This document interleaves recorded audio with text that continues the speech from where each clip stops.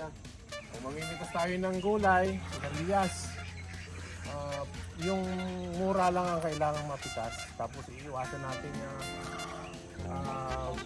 masagi yung bulaklak kasi malalagas na siya ng malagas. Yung mura lang. Yung magulang, iiwanan na natin para maging binhi.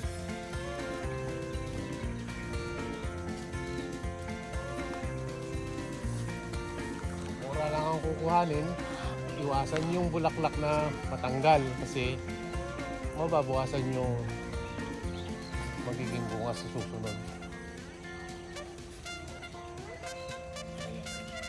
Tayo.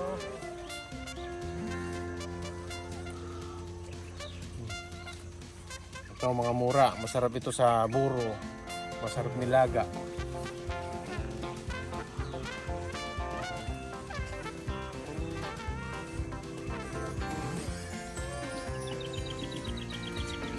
Ito yung sumobra sa gulang na naiwan, binhi na ito ngayon.